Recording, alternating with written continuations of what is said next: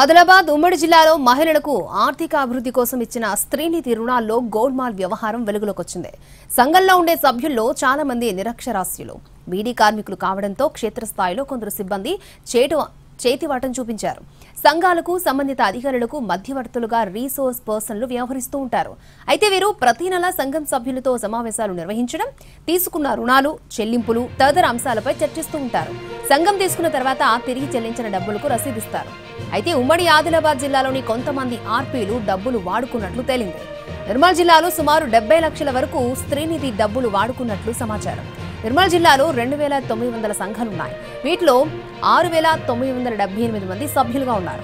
వీరికి ఇచ్చిన రుణం పోను ఇంకా 3,22,00,000 బకాయిలున్నాయి. ఇందులో నిర్మల్ పట్టణంలోని ఆర్పీలు గత కొంతకాలంగా సభ్యుల వద్ద డబ్బులు తీసుకుని జమ చేయకుండా సొంతానికి వాడుకున్నారు.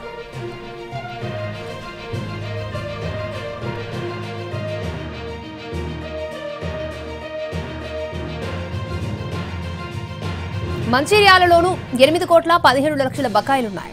ఆదిలాబాద్ జిల్లా 3,30,00,000 ఓవర్ డ్యూ ఉండగా కొమరం భీం జిల్లాలో 84 లక్షల బకాయిలున్నాయి.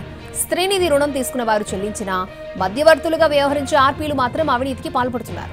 డైరెక్ట్ గా బ్యాంకుకు కాకుండా ఆర్పీలకు నిధులు చెల్లిస్తూ ఉండడంతో వారు సొంతానికి వినియోగించుకుంటున్నారు. సభ్యులు కట్టిన నిధులు బ్యాంకుకు కట్టకపోవడంతో రుణభారం పెరిగిపోతోంది. దీంతో సోషల్ ఆడిట్ నిర్వహించారు బ్యాంకు అధికారులు.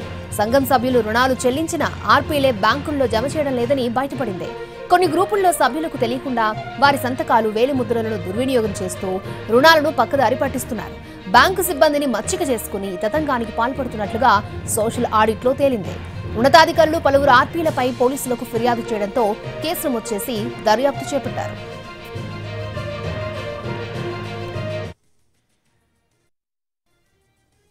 తెలిసింది. ఇంకా లోతుగా దర్యాప్తు చేస్తే ఇది 2 కోట్ల పైచిలుకున్నట్టు తెలుస్తుంది. దీనిపైన ఎవరు వ్యక్తులు ఉన్నారనేది పూర్తిగా దర్యాప్తు చేసి వాళ్ళని చట్ట ప్రకారం వాళ్ళపైన చర్యలు తీసుకోవడం జరుగుతుంది. ప్రజలు ఇలా ఏది ఉన్నా సకాలంలో చెల్లించాలి. ఇలాంటివి జరిగినప్పుడు పోలీసులకు సమాచారం అందిస్తే